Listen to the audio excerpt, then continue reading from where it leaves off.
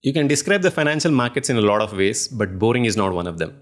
A lot can happen in a given week, month, or even days for that matter.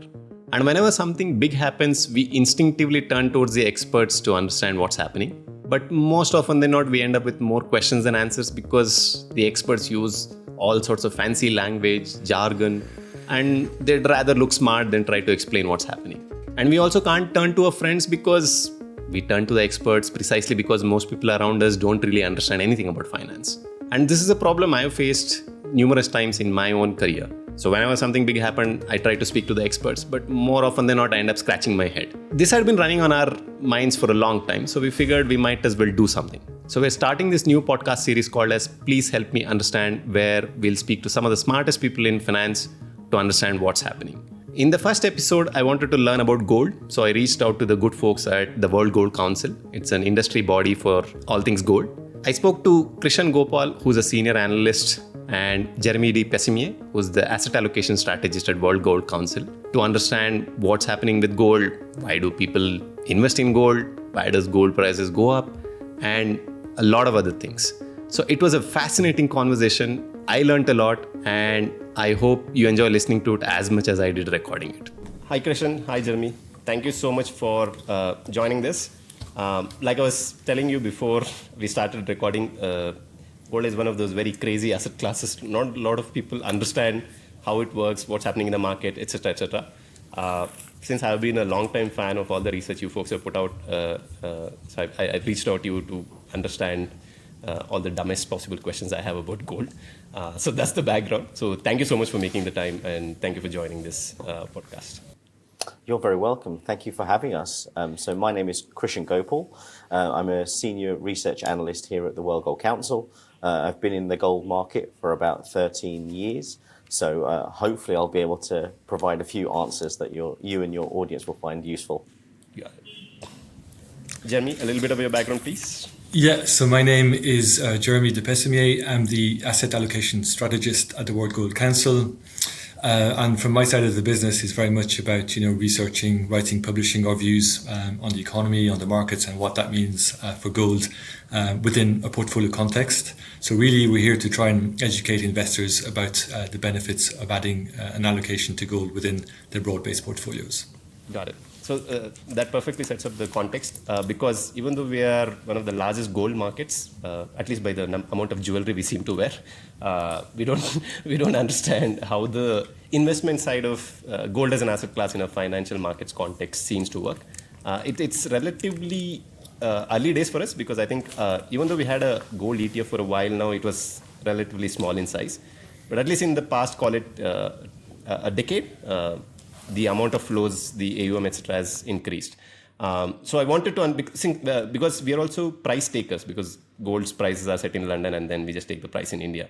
So I wanted to understand how the gold cake is baked, so to speak. So I'll ask all the dumb questions. So why is gold such a big deal? Why do people care so much about gold? Well, it's a good question, and I think you're certainly not alone. I think many people that we speak to have a rudimentary understanding of the gold market, understandably. It's quite niche. And so our role here at the World Gold Council is typically to try and help educate people around gold broadly, but also its benefits and role as an investment asset class. So I think, look, if we start at the very basics, gold as an asset, as kind of an element, has been around for thousands of years. Human history goes back quite far, so does gold's history. They're intertwined. And if you think back how many generations in India or any other market, gold is instantly recognizable as a status symbol, as a spiritual, a cultural symbol. And I think that's one reason why gold has this special place in kind of the hearts and minds of humans, the humankind, because I think it's just been with us for so long and kind of always throughout history recognized as this very, very special element. Now things have changed somewhat since the humanity began, but certainly I think you'll find that that kind of gold's role is still incredibly important to kind of our daily lives. And I'm sure as the discussion goes on, we'll look into some of the reasons why. Got it. So, yeah, Jeremy, so please go ahead. Yeah, I was just going to add a little bit from an investment perspective. I think it's an interesting question because actually, when you think about it, access to gold as an investment was actually very restricted for many people across the globe. So if you take an example between 1933 and 1974, it was actually illegal for US citizens to own gold in the form of bullion. But today, obviously bullion investing is largely accessible, and I think a key catalyst to that, and is related to the conversation we had before starting the podcast, is that ETFs have been launched in early 2000, and that has obviously given the opportunity for many investors to get access to gold. So I think gold is a big deal because I think investors view gold as an asset with real natural value, really. And that's due to the fact that it has, or it is physically attractive, it is durable, it is easily exchangeable, and yet it's also quite scarce. Along with all this, it's one of the most maddening asset classes also. So, where does gold come from? Like, who mines it? Which are the largest miners? Where is it refined? And then how does it end up on my finger and my neck? That's a very good question. So I think if we start from the basics of where gold comes from. So ultimately, gold comes from the ground. It's an element that's found within the earth, and there is a whole industry set up in order to extract that, amongst many other metals that are out there: platinum, palladium, copper, etc. So in a similar vein, gold is taken out of the ground. Now, I think a key differential about gold mining compared to some other metals is just how diverse the industry is. So, there are gold mining operations on every continent across the world except Antarctica. And if you think, there's also a variety of mine types too. So you have both surface level mines, you have underground mines. So there's a really very complex industry there that look to responsibly take gold out of the ground. But obviously, it's far removed from where we were even 4 decades ago. So the diversity that we see now wasn't apparent maybe in like the 70s, where a country like South Africa vastly dominated the supply of gold. And it makes for a much more stable supply chain that it's evenly spread across the globe, which means that any disruption in any particular jurisdiction to mining operations is less likely to have a destabilizing effect on the gold market overall. And if we look at gold production and the amount that we see per year, so that's vastly grown as well over the last few decades. And for the last 10 years, we're seeing about 3,500 tons being mined on average every year. And that's coming on to the market to meet the demand that we are seeing from India, from China, from many other markets across the globe where gold is so valued. And so the thing to bear in mind as well, though, is while we have seen that gold mine supply increase, new discoveries are actually quite rare, which means obviously there is a finite resource that kind of, while mine production is still going strong, that, without new sources eventually will look to plateau. The other thing I'd mention very quickly is that the other side of supply is recycling. Gold gets recycled, is infinitely recyclable, and about 25% of supply each year comes from recycled sources. And that obviously responds to the gold price, where consumers will look to sell back their gold holdings in terms of in the form of jewelry, for example, just responding. And that supply will come onto the market to help supplement the mine production that we see each year too. Got it. So, yeah. Yeah, and I just maybe to quickly add on in terms of the producers and the top 5 producers that are located globally, and that's based on data from 2022. So the top producers are China, and that's the world's largest gold producers, followed by Russia, Australia, Canada, and then the US.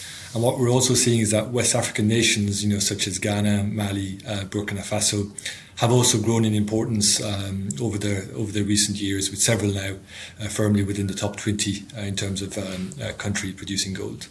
Got it. So in terms of exporters also, would the pecking order remain the same? Or do most of these countries, like let's say for example China, would it be using most of its gold domestically? But that depends. Obviously, there are some countries who are major producers which have much smaller local gold markets, and they will tend to typically export more of their production. Australia is a major exporter of gold. If you look at some of the Central Asian countries like Kazakhstan, Uzbekistan as well. Other countries, like China, for example, obviously have a very big, well-established gold market locally, which means that there will be greater demand for the local production, so maybe less of that gets exported. But it really depends on the specific market and where the gold is coming from. Got it. So there's somebody in Australia, he digs up gold from the ground. What happens? Just like the financial markets have a long set of intermediaries. Like, who are the key players or key nodes in this life cycle of gold, so to speak, from the ground to my neck? Yeah, it's probably worth making clear that when people dig up gold, they don't dig up gold bars. It looks very different to how you would expect to see it, So what you actually find is that the gold that comes out of the ground is in very minute particles that need to be processed. There's a lot of processing that is needed to recover the gold out of, and other valuable minerals, I should add, out of the rock that's taken out of the ground. Now, that uses various processes such as crushing or another process called leaching to break down this rock and extract and just strip away all the stuff that isn't wanted, and just to keep the high value material such as gold, silver, copper. Now, even then, it still needs further refining to get pure, or as pure as they can get, of the metals. Okay. So what happens typically at the gold mine is that once they've extracted the metals as much as they can into pretty large bars they call doré, that's sent off to a refiner. So that's the next stage of the process from mine to consumer. So the refiners will take what they get from the gold mines, and they will again go through a number of processes to extract the metals from each other and kind of improve the purity of them, all the way up to what we call 4 nines, which is, or 5 nines even. That's very, very high purity gold. And then what will happen then is that will then go into the supply chain for the gold market, where you're meeting, the gold is then sold on to, mints, it's sold on to jewelry fabricators, and they will use that gold to then produce the final products that we are very, very used to. So that might be kind of small gold bars that you can go and buy, gold coins. It could be jewelry, which is obviously an incredibly important sector in the gold market. So that's the broad way in which the kind of the gold will travel from the gold mine into the actual marketplace and into the hands of consumers. Got it. So like you mentioned, there's a long history to gold, and you also mentioned that in the 30s, I think owning gold was illegal.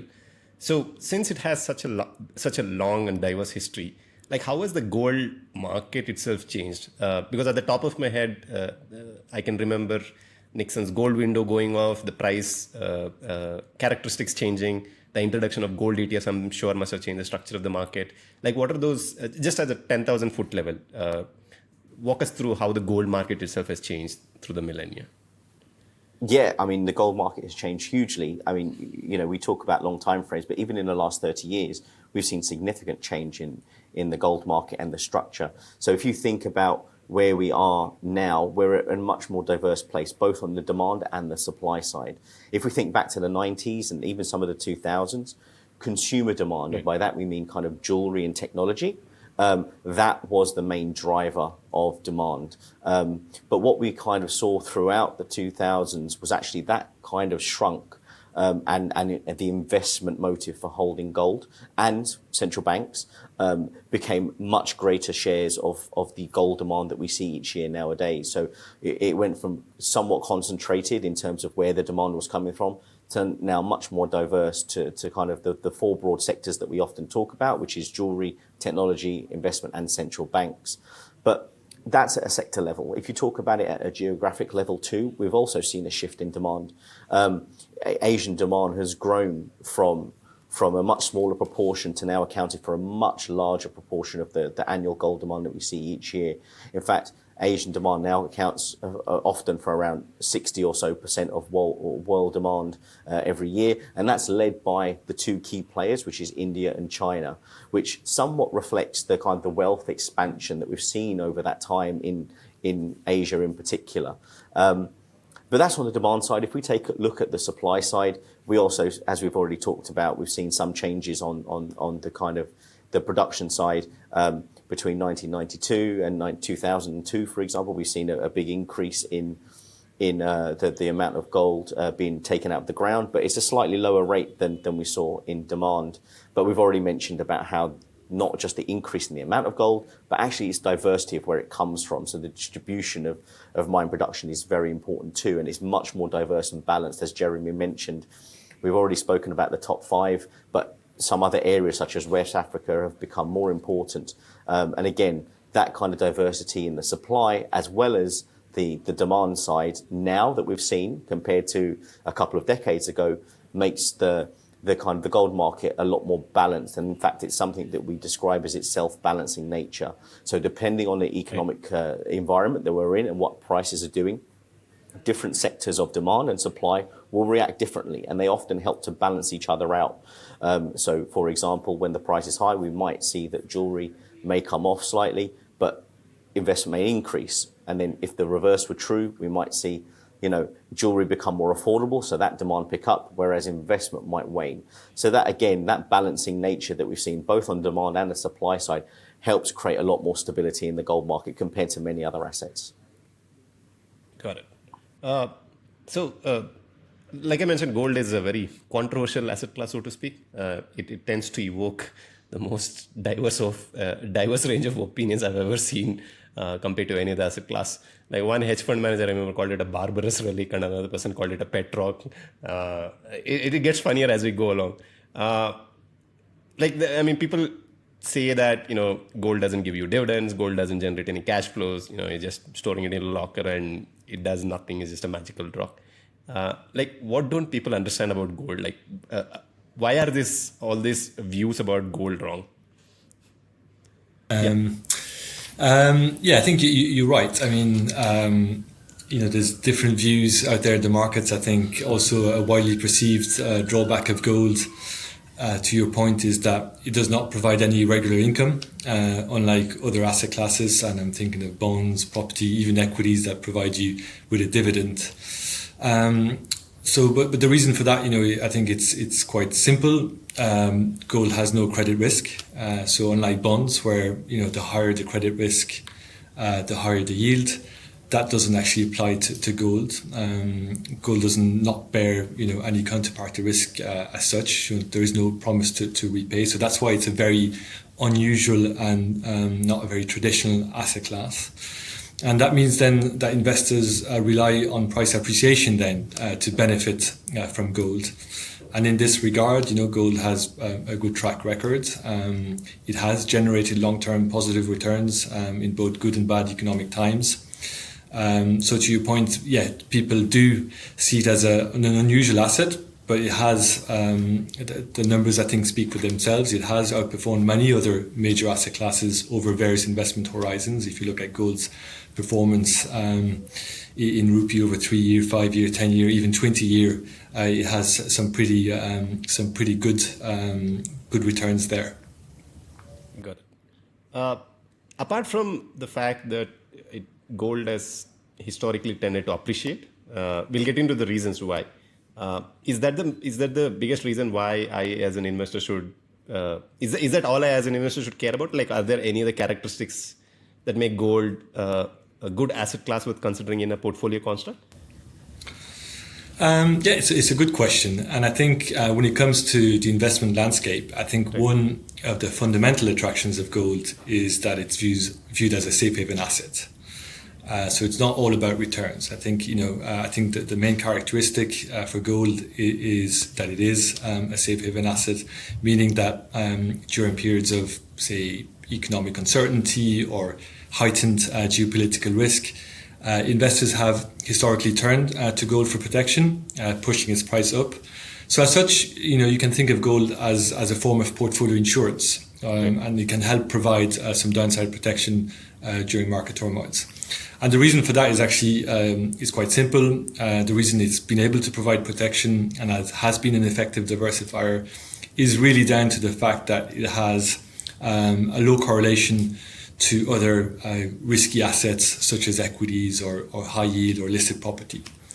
In actual fact, gold has a very interesting correlation profile in that it gives you diversification when you need it. And by that, I mean, when you enter a period where equity markets are falling, for example, and falling sharply, gold's correlation to equities is typically negative. And then when equity markets are rallying and you're in a strong bull market, that correlation then flips to being positive. So really, that means that correlation profile means that gold is really a good complement to broad-based equity bond portfolios. Got it. So this is for both of you. So the typical explanation that people give is that gold is a hedge against inflation. But when you look at the data, it doesn't seem to be the case. At least that's my understanding. And then some people tell that it's a inflation against debasement of currency. Fancy term. I'll let you folks decode what that means. But why is gold negatively correlated? What's the source of that correlation? What is it hedging against? Like if I put it in a portfolio, what is it doing? I know that for stocks, I'm essentially reaping the economic benefits of the expansion of the underlying companies. I'm getting a share of the earnings, so on and so forth. With bonds, I'm clipping coupons at the same time. It's a principal, it's a portfolio balancer. Let me put it that way. As for gold, what is it doing there? Yes, I mean, there's a lot to unpack there. But coming back to your question on the relationship of gold with inflation and gold as a hedge against currency debasement, what I would say is that gold is not a perfect hedge against inflation. I think you're right. I think that's what you mentioned. If you look at gold's returns year on year and you look at CPI changes year on year over long periods, that relationship is certainly not perfect. That said, though, I think it's fair to say that gold is an excellent store of value, and that store of value appeal became, I think, particularly relevant in the wake of the GFC, of the global financial crisis, as central banks expanded their balance sheets substantially, and this resulted obviously in concerns that fiat currencies were being devalued.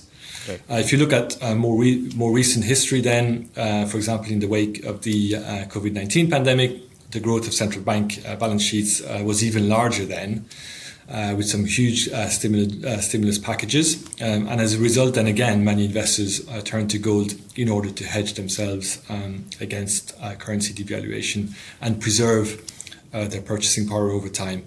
So really, I mean, to summarize, I would say it's not a perfect hedge against inflation, but it's definitely a good store of value. Got it. Christian, anything to add along that? No, I think Jeremy summed it up very, very well.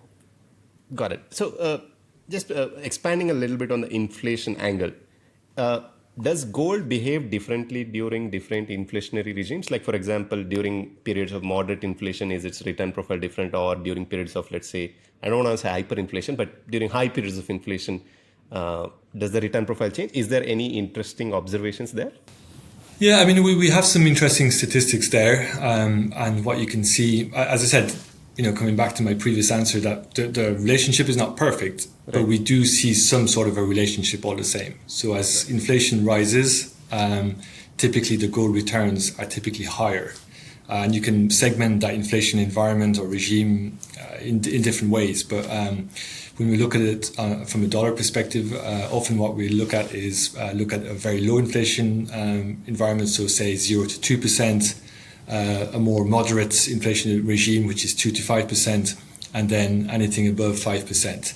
And what you can see is that if you look at gold's returns within those various regimes, you can see that it kind of incrementally increases as inflation rises. So there is an interesting relationship to highlight there. Got it. So with stocks, you can explain most of the returns of a stock by its earnings, dividends, and maybe a little bit of inflation. That broadly, you're in the ballpark. With gold, none of those things exist. Like what drives gold prices? Is it just purely demand and supply, or is there something more nuanced going on behind the scenes? Yeah, I think to your point, gold is a unique asset, and its price can be affected by a number of factors. And again, if you look at more the investment side of things, it can be impacted by investor sentiment. So, and I think I've alluded to that when I was talking about gold's safe haven status. But typically, if investors have concerns over systemic risks or concerns over, say, political turmoil or stock market volatility, you name it, they will often turn to gold, and this can push its price up. And one way then to measure, investor sentiment towards gold is to look at the speculative positioning, for example, in gold futures markets. Another then factor that's, I think, worth highlighting is that gold can be highly influenced by monetary factors as well. So I'm thinking about interest rates, I'm thinking about the dollar, for example. And typically, all else being equal, the gold price and interest rates tend to have an inverse relationship. So meaning that the price of gold often rises when interest rates are falling and vice versa. But that said, that relationship has not held over the last, I would say, Chris, correct me if I'm wrong, but the last 12, 18 months. I think there's been other factors at play here. Can you just expand on the relationship between interest rates and gold prices? Like, why does that inverse correlationship, or now the positive correlationship, what's happening there? Like, why? Because just to simplify it further. Yeah, it's related to the opportunity cost. So if you can get a high interest rate off a bond, you're less incentivized to hold gold because you're able to get a nice coupon on a bond. But as interest rates decline and get close to zero, then the appeal of that bond is not as attractive, and gold becomes a very viable option then. Got it. And you mentioned that the correlation has kind of flipped. Like, what's happening there? Is there some voodoo magic happening there? Do you want to take that one, Chris? Would maybe talk about central banks or? Yeah, I can absolutely. So if we look at what's happened more recently, the price rally that we've seen so far in 2024, we've seen a few factors at play. So certainly one of the things that we've pinpointed as a potential support for the price is central bank demand. So this has been a long-term trend that we've seen in the market since about 2010. So about around the time of the global financial crisis, central banks really shifted their mindset towards gold and became net purchasers in a big way, primarily emerging market central banks. And we've continued to see this since that point. And in fact, in the last 2 years, so 2022 and 2023, we've actually seen a pickup in central bank demand to over 1,000 tons in both years. And this has made a kind of it created a lot of interest in the gold market in terms of kind of what are the key drivers that we've seen more recently behind the gold price rally. So central bank demand has certainly been one factor that has been suggested as a key reason of why we've seen that. More recently, also Chinese demand that we've seen, particularly in Q1, especially at the start, both on the physical side and on the future side, seem to have picked up and kind of are potential contributors to the price increase that we've seen so far this year. However, I mean, as Jeremy alluded to, the kind of the economic backdrop that we're seeing with interest rates where they are, uncertainty around the path of monetary policy, particularly in the US, but also in other major markets around the world, the outlook for growth creates a very uncertain picture and a very unbalanced picture. And then when you throw in on top of that geopolitical risk that's happening, it means that it's certainly an environment where gold traditionally has performed quite well. So I think what we're seeing now is as Jeremy said, a number of factors at play. The one thing I would add more broadly is that there's also a difference when we look at this here at the council and we're doing our analysis is very much the kind of the break between the short term and the long term. So, we obviously advocate holding gold as an investment over the long term, a strategic holding rather than a tactical one. And we do analysis on both. So some of the factors that Jeremy mentioned oftentimes are kind of more impactful in the shorter term. If you look over the longer term, things like the central bank buying, the kind of the more demand aspects that I've talked about at the start of the podcast start to have more of an influence on terms of generating the kind of the price generation process.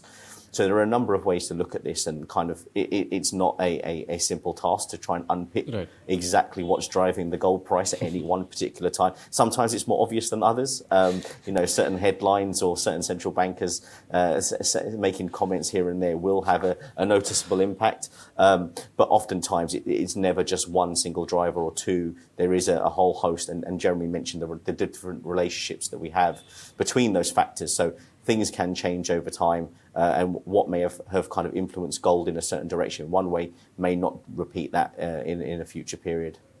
Got it. I just want to, this is more of a structural question. I just want to pick up on the sources of gold and the demand of the sources. Like, let's say, for example, we often hear this argument in, let's say, commodities broadly and equities. If there are certain kind of players coming into the market, people seem to assume or infer that the structure of the market changes, and by the extension, the price behavior. So, for example, since we now have ETFs, and investment is one of the biggest sources of demand for gold. On the other hand, in terms of the players, you mentioned that central banks seem to be net buyers of gold in a big way.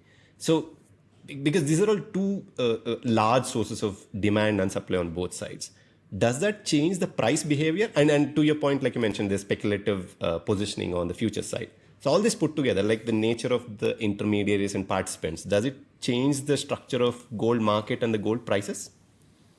I think undoubtedly, I think the changing structure of demand does in fact influence how the price performs. It's not necessarily straightforward, but there is a relationship there. I think, as you said, and we've spoken about previously, the gold market has changed significantly over the last few decades. Now investment plays a greater role, and the means by which people can access the gold market has increased dramatically, which means that yes, central banks and the investment side, whether that's institutional investors or retail investors, will have an impact on how the price performs. As I mentioned, the difference will be who the participants are and how they access the gold market will impact whether that's over the shorter term or the longer term. So, for example, a central bank or an institutional investor, depending on where they transact, whether it's in the futures market or OTC, might have a greater impact on price formation than an individual who has a gold account at a bank somewhere. So but over the longer term, that may have a greater impact on how price performs, to a broad degree. So yes, absolutely, the structure of the market, I think, does impact the kind of the factors which influence the gold price, and the behaviours of each sector will have an impact. Where I would also kind of suggest an impact is in the stability. As I mentioned already, the diversity of both the supply and the demand base for gold brings a level of stability, which means that you're less likely to see higher volatility in the gold price from any particular shocks. I mentioned the self-balancing nature of the gold market. That's not always replicated across other metals or other commodities. So you may see, for example, like cocoa, for example, which has been making headlines. We see a kind of a substantial increase and then decrease in the price in very short order. That happens less in gold. There's a lot more order to some degree that we've seen in the recent price rally than compared to some other assets. So certainly, I think while the different demand sources will have an impact in gold price, it's not just necessarily in terms of whether it goes up or down, but actually how stable it is as well. Got it. I'm going to put you both on the spot. I often see headlines in the Daily Mail which says that there's a gold asteroid coming, there's tons of gold on it, and we're going to send Bruce Willis to mine it and bring it back to the gold and bring it back to planet Earth. Okay, imagine that really happens. Does that mean gold it's gone and my gold ETFs are worthless? Well, I think it depends on how much gold is in that asteroid that's hurtling towards Earth. I mean, certainly I would imagine that gold would be used in some of the technology that would take Bruce Willis up to the asteroid, no doubt.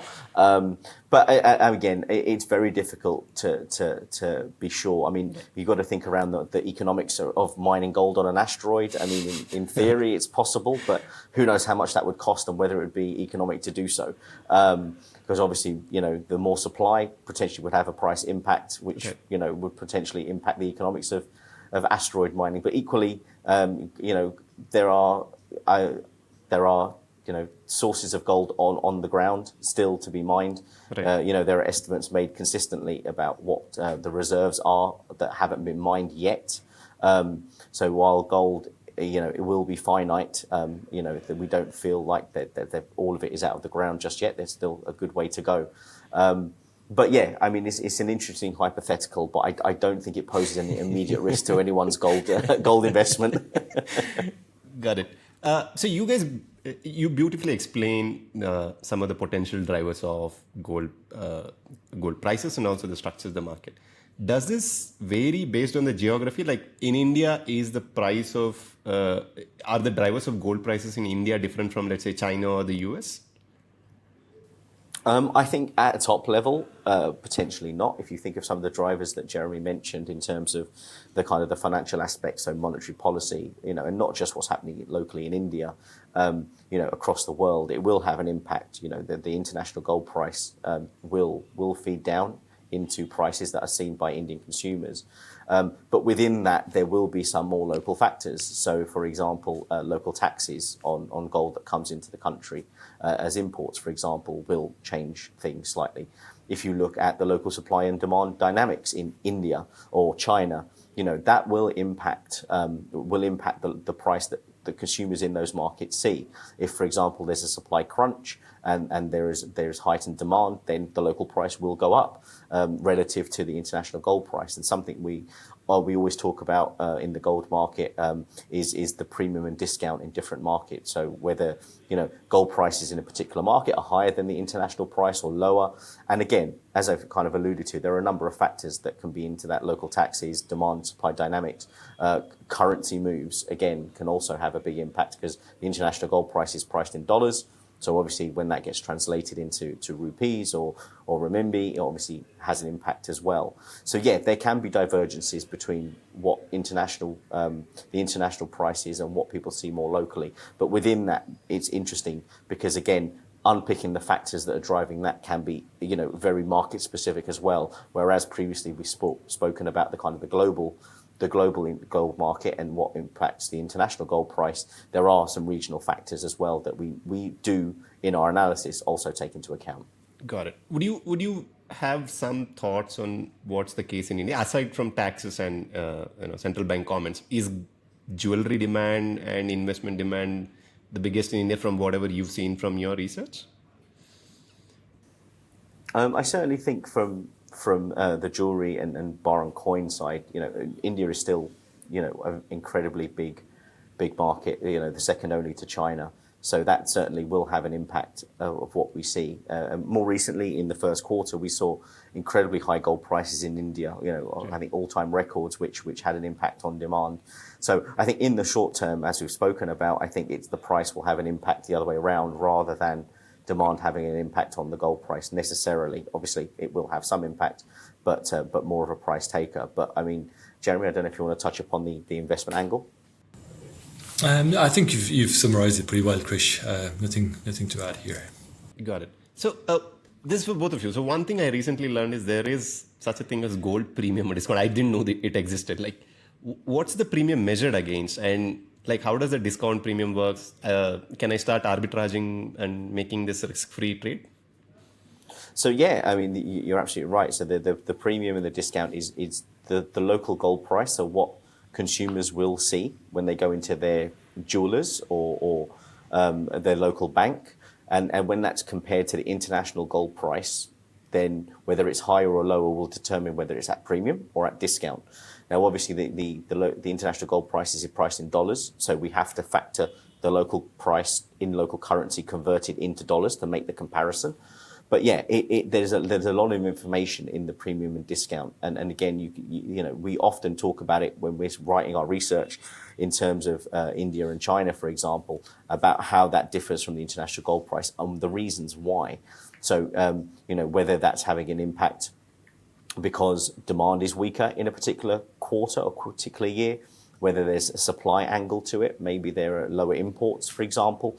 All of this will go in and kind of, while we talk about it and look at the premium, it's one kind of component of the overall analysis.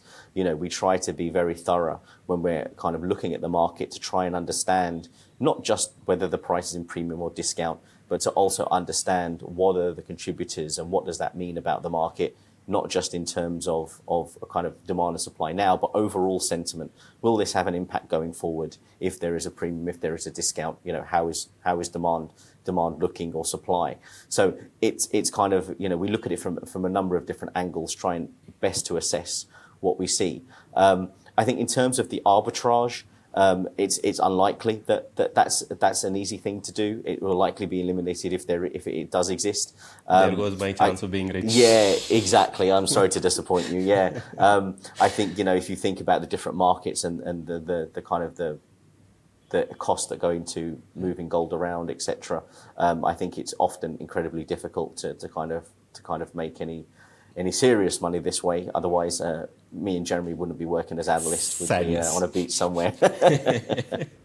So you mentioned gold prices are set in dollars. So this is one thing I personally wonder, because I don't claim to have a clear understanding of how gold prices are set. So people often use this term saying gold fixing, price fixing, the London Jewelers Bullion Association, if I'm getting that right. So just demystify how gold pricing happens. How are the prices set? Why is it in dollar and not really in renminbi or rupee? What's happening there? Like, how does it work? Yeah, I think there are two prices in the gold market that are worth calling out. The first is the spot price. Okay. So that's what you see traded in the markets, you know, minute by minute, second by second, and that's generated through trades. Typically in the Western markets, you think of COMEX, you think of London OTC. These are kind of prices that are tradable.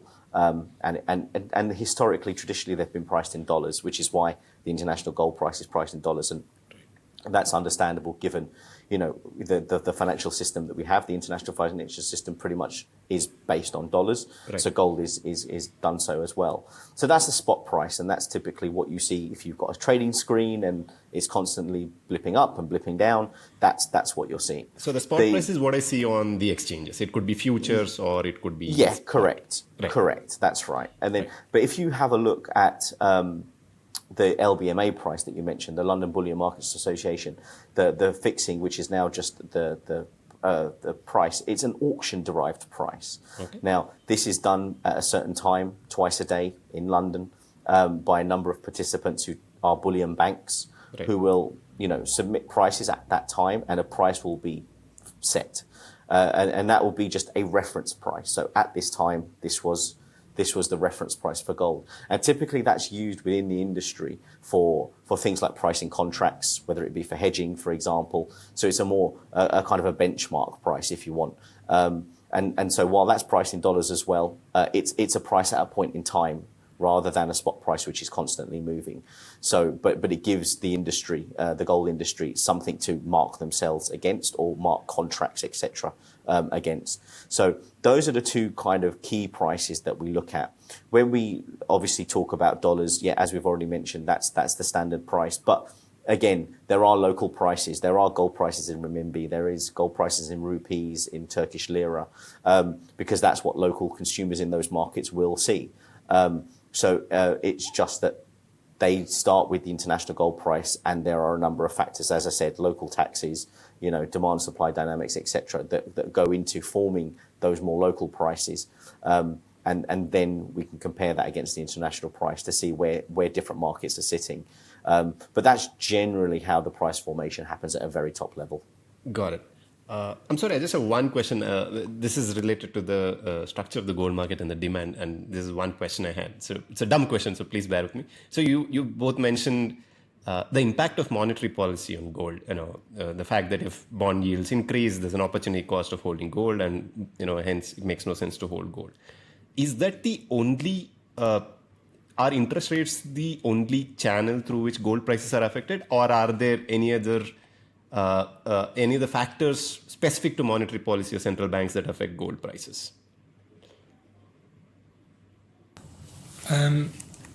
If I understand your question, I mean, I think it's one of the main drivers when it comes to the investment demand, and the other aspect then is the investment sentiment aspect, which I spoke about. Systemic risk, stock market volatility, all of that. So I think those are the two. When it comes to investment demand, it's central bank monetary policy is one, and investment sentiment, I think, are basically the two main ones. And within monetary policy, there's interest rates, but there's also the dollar. And again, there is that inverse relationship with the dollar. Got it. That's worth kind of highlighting. Got it. Thanks. Makes sense. So I'm sold. Now I want to put some gold in my portfolio and give it a shine. So how do I think about gold as an asset class, and what should I keep in mind when I'm integrating gold in the overall portfolio construct so that I don't trip over and fall on my face?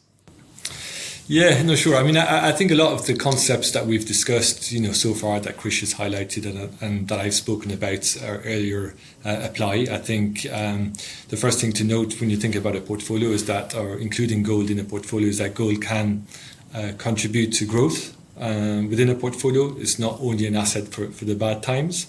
You can provide diversification as well. So if you combine those two characteristics and the fact that it's a highly liquid market as well, investors can benefit from including gold in their portfolio, and this typically results in higher risk-adjusted returns. So you can get higher returns, at least historically. Also reduce volatility, so better risk-adjusted returns, as I said, reduced drawdowns as well. So all in all, I think adding gold can result in getting better portfolio statistics. Got it. So I know you can't give me a specific answer saying that go put 2% in gold. Like, are there any broad ranges where gold starts making a difference in a portfolio? Because I'm assuming 1% allocation makes no sense. Yeah, from the research that we've done, I think a number around 5%, you start getting a meaningful improvement in those portfolio statistics that I mentioned, in terms of volatility, in terms of drawdown. So anything, I'd say even 2.5% onwards, you kind of get an impact in terms of the numbers. Then it's up to the individual as to what kind of appetite he has in terms of including gold. But yeah, that number of around 5%, I think you kind of start to get some meaningful improvements. So 100% gold is a bad idea? Yeah, I don't think that would be advisable. 100% in any asset, I don't think is a good idea. Got it. So for most investors, I'm assuming ETFs are probably the best way to take exposure to gold. I'm assuming physical gold is probably a terrible way to, at least for the retail investor. For the rich people, maybe, but ETFs are good enough for most people. Thoughts? Yeah, thoughts. I mean, from my perspective, I think, well, typically there's three ways of getting an exposure to gold, right? The first one is, as to your point, is physically. You can buy the physical gold and store it in the vault. And that's pretty much, the central bank approach. So, it's a very good approach, and typically good if you're a large investor. To your point, I think we've seen examples, for example, of large pension funds with a strategic allocation to gold going down that route in the Netherlands, for example, in Switzerland, here in Europe. And then another approach then in terms of getting exposure to gold is through futures. But I think that's more for short-term holders, really, due to the roll costs. And then the last one is ETFs, to your point, and that's probably, I would say, the easiest approach, for small to medium-sized investors. And it's quite cost-effective, total expense ratios. Having discussed it there with Krish before we came on the call with you, it's in the region of 50 basis points, I think, in terms of TER. So it's it's quite accessible. Got it. For Indian investors, we have another great option. It's called gold bonds. Our central bank issues them. The best part about it, it pays a 2.5% interest and there's no expense. It's actually quite crazy. It's pegged to the Indian Bullion Jewelers Gold Association price, and these things have taken off like hotcakes for obvious reasons. Okay. So, if I'm looking at also, one slide aside, and this question has been kind of bugging me based on the research I've read. So I know this pension funds, etc., are historically not been big investors in gold. If that's my understanding, considering the diversification benefits, are they dumb enough not to put some allocation in the gold? Like, why is that? Is there a reason? I think it's just about what they're used to and the investment environment that we've been over the last 10, 20 years. We've been in an environment where interest rates have been low, inflation has been low. Right. So that has been a very good environment for stocks and bonds. But as we enter a macro environment where inflation could be problematic or could be more volatile, I think a lot of those investors and pension funds included are getting a little bit more concerned, and they want to have a game plan and think about an approach that can help them weather more than one macroeconomic environment. As in have a portfolio that basically build the diversification that is needed to be able to weather more than one macroeconomic environment. And that's where a lot of the conversations I'm having with pension funds and the potential of including gold comes up quite a bit. Got it. So the fact that gold prices are going up, not really good news for for the world.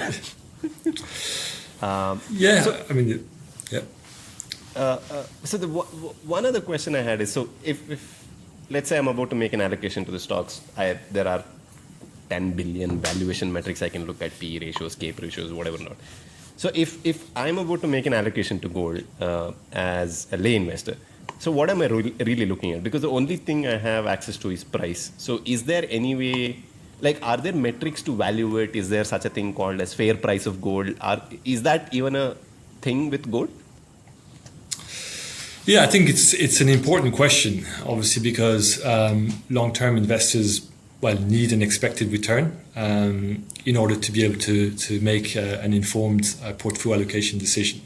So I think when you think about optimizing your portfolio and thinking about what assets you want included, you need to have an expected return for all those assets. Right. And our colleagues actually have been tackling this question and have done a huge body of work on this.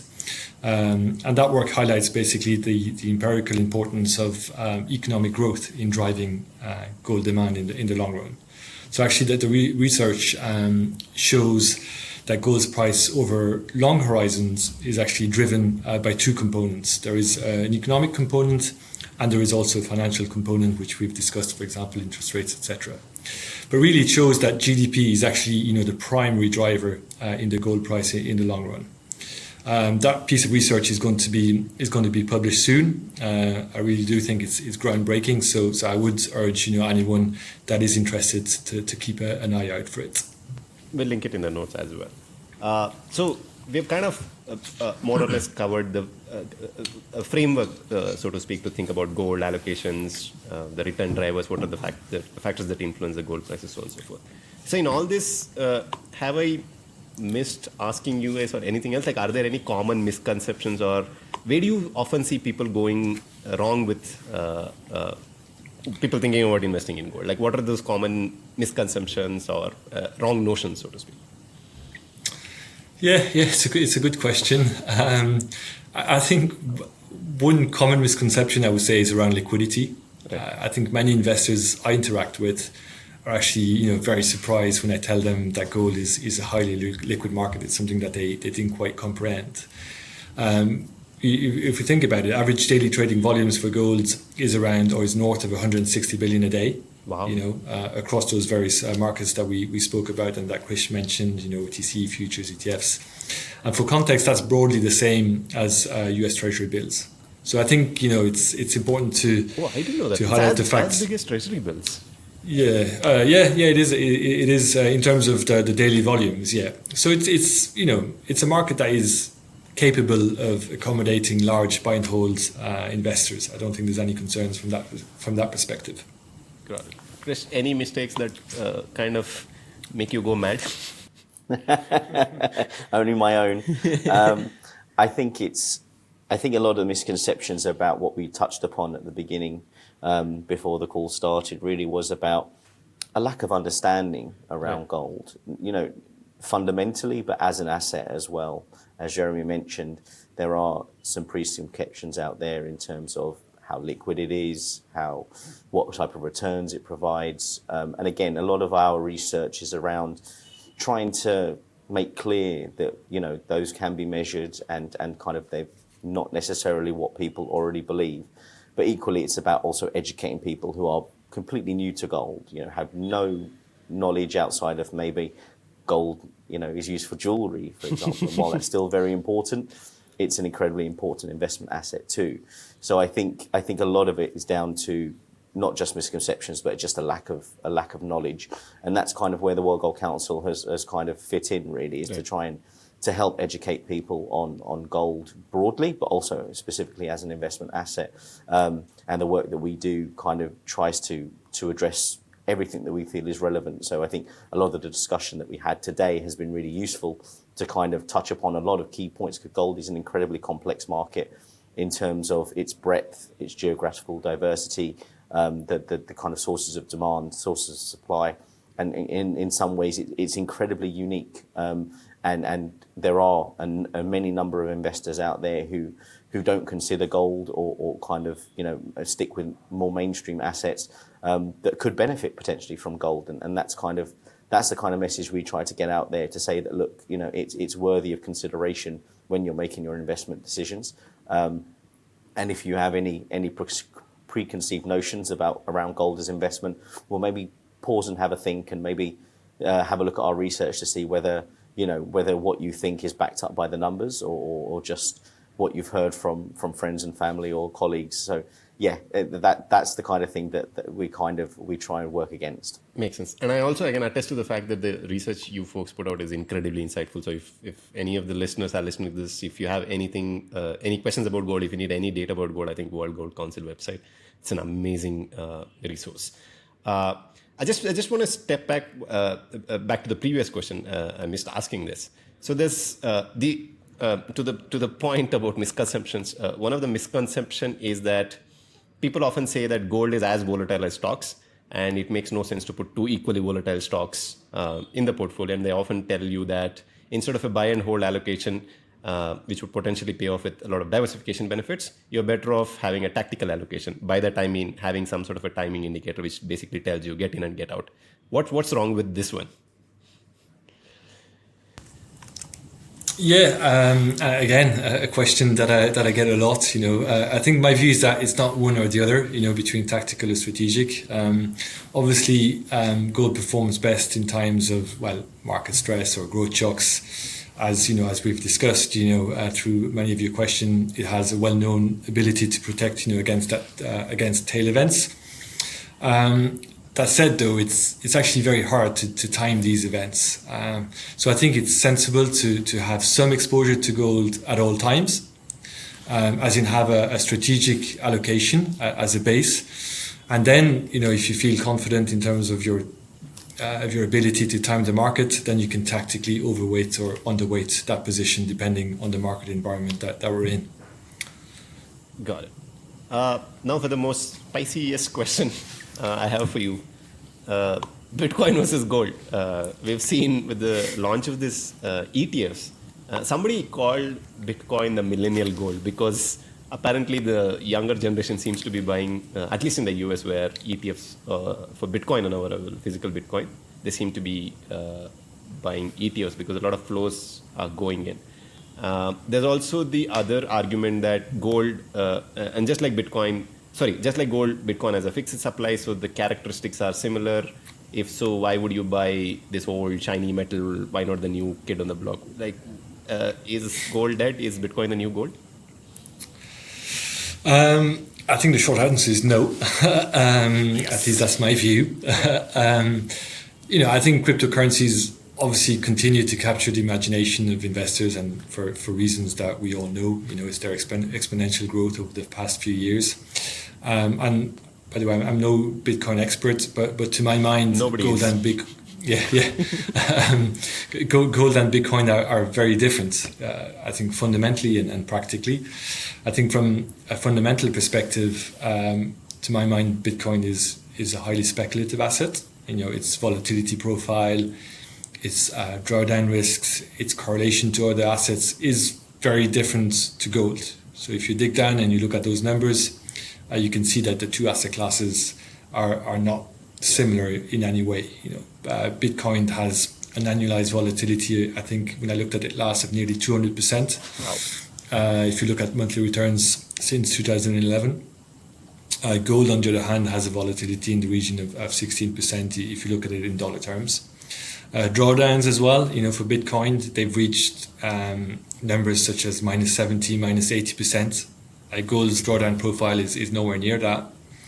And then the correlation as well, if you look at the direct correlation between gold and Bitcoin, it ranges from 0.5 to minus 0.5. So they're not correlated or very correlated by any means. So because of those fundamental differences, I think they're actually very different assets. I'm not saying you shouldn't own Bitcoin, but I don't think you should be saying that That's it's a the nice same. hedge. Yeah. Got it. I would just add on top of that, when we have looked into this, we've often found that consumers see gold and Bitcoin differently. They don't necessarily see them one and the same or substitute. We've often found that their motives for owning each is quite different, and I think that's evidenced by the fact that if you look, we haven't seen much by the way of Bitcoin cannibalizing gold. So we haven't seen many or much evidence of investors selling their gold to move into Bitcoin. So, to Jeremy's point, I think we see that they actually they serve quite different roles when it comes to investors' thinking and in portfolios. And so, as Jeremy said, that they can be complements. No one's saying you can't invest in Bitcoin, but I think equating it to gold in every aspect is probably not correct. Got it. A speculative question, if you may allow me. So there's this argument that Bitcoin is getting institutionalized, so to speak. A lot of institutions seem to be accepting. Would that, again, like a speculative question, would that potentially have an impact on, let's say, gold demand and gold flows? I think to Chris' point, we haven't seen any evidence of that so far. So I think I wouldn't like to speculate and to say that we say anything more than that, on the question. Got it. So I want to pick your brains on the current state of the gold market. Again, thanks to the data on your website, one thing I noticed is ETFs have been selling gold, and in some cases, the AUM has been dropping as the gold prices are going up, which was kind of mind-boggling, because as a proud retail investor, if the price is going up, I automatically won't chase it, which seems to be perplexing behavior. What are you mentioned central bank buying is one primary factor which explains the demand, which explains the recent rise in gold. Are there any other factors driving this?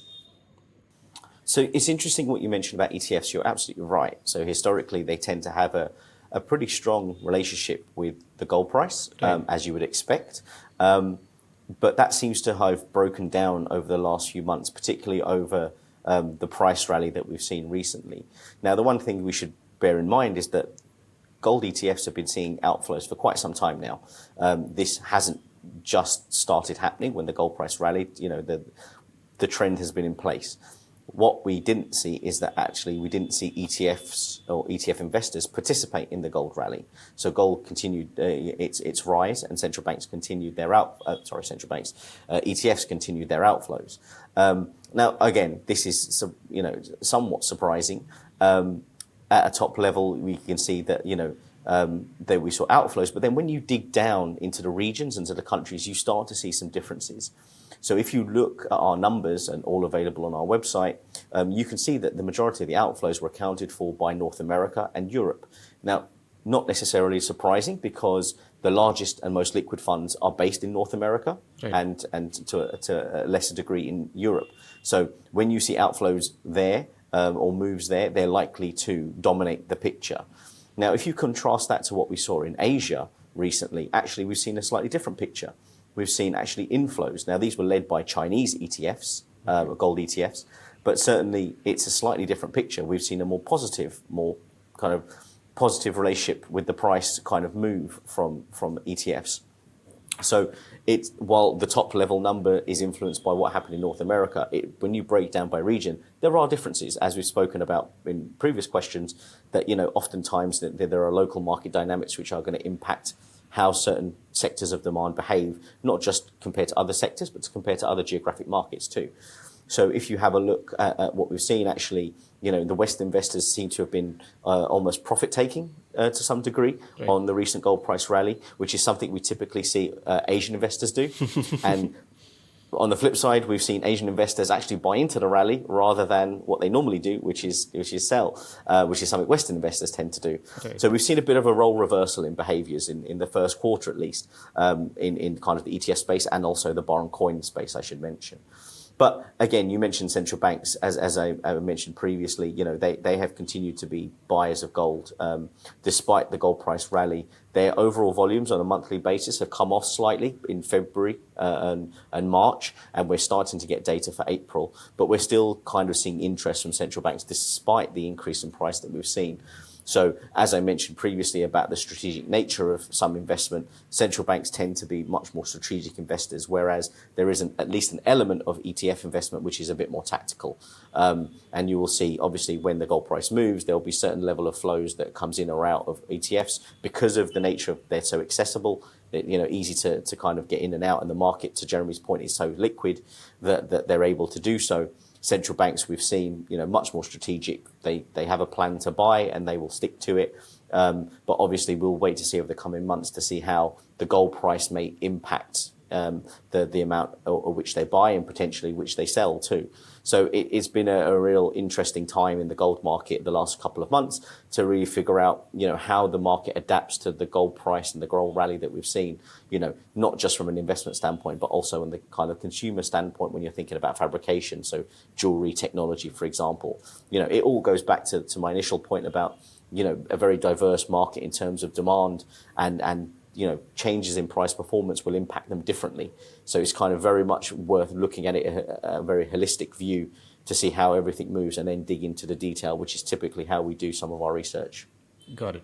Specifically on the central bank's point, I noticed from the data that you folks had published, I think the central bank buying spree started somewhere around 2015, 2016, if I have my data right.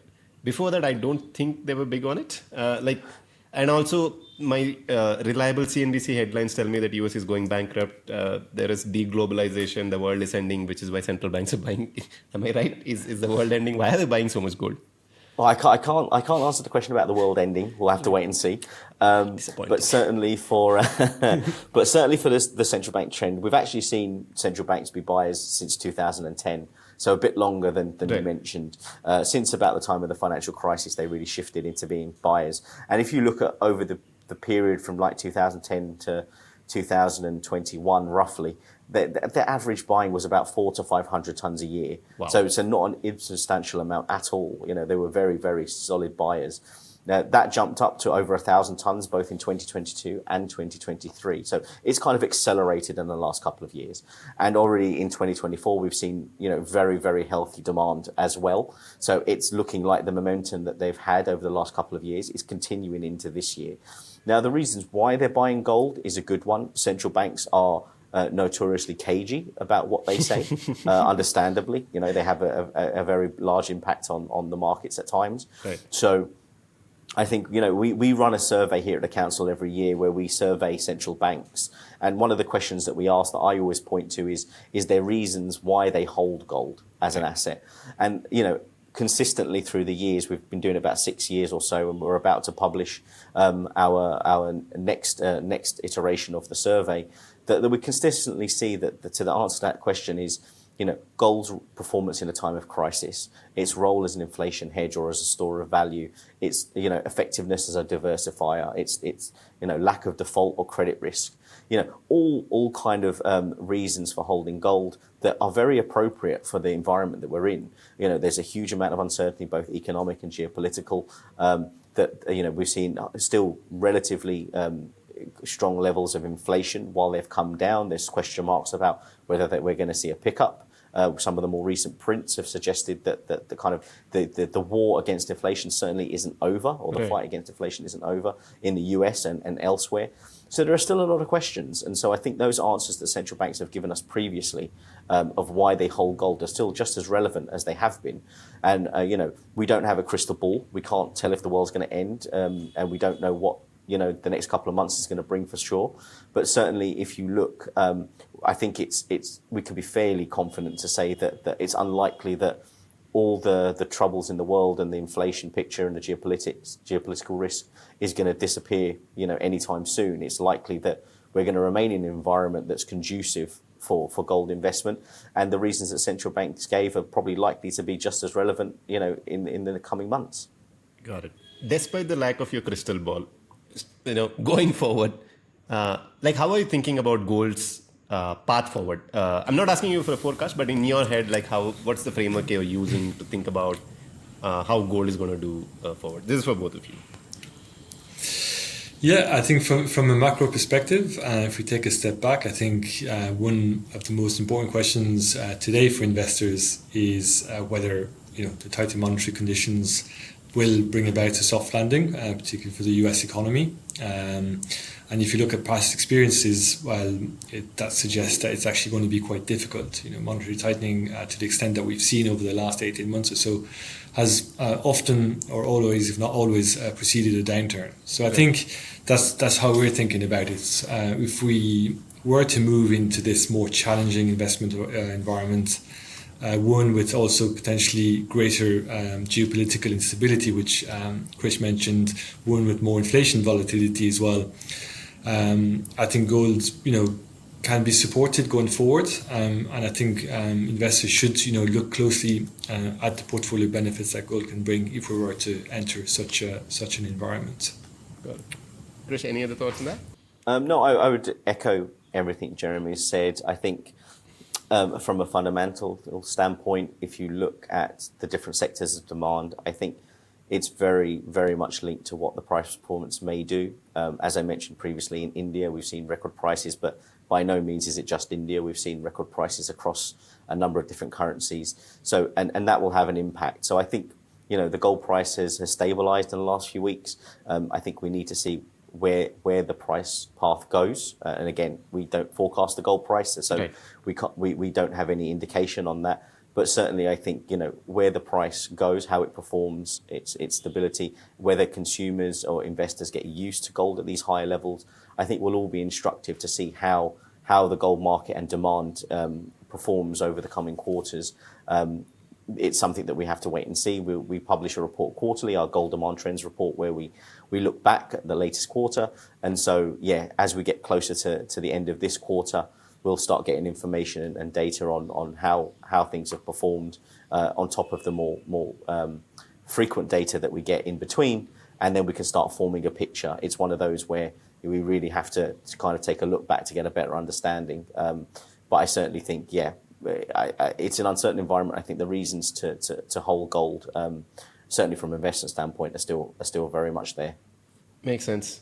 Jeremy and Chris, thank you so much for the absolute masterclass on all things gold. I mean, I certainly am a little wiser. I'm pretty sure the people who listen to will also come away with the same takeaway. Thank you so much for sharing your insights.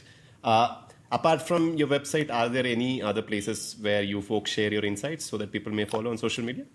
Yeah, certainly. I would definitely recommend people, as you said, looking at our website if they're interested. That's goldhub.com. That contains all of our data and research. I'm also on Twitter, so that's @KrishanGopal. You can follow me there. I post regular updates, as well as a number of other people from the World Gold Council. So if you have a look around, you'll be able to definitely find us, and we're always publishing thoughts and insights. So there's no shortage of information on gold if you'd like it. I absolutely recommend it. Thank you so much, gentlemen. Thank you so much Thanks for your time. having us. Thank you for listening to this episode, and I hope now you're smart enough to make investing decisions about gold. Now that you're smart, please share this with your friends and make them as smart as you are.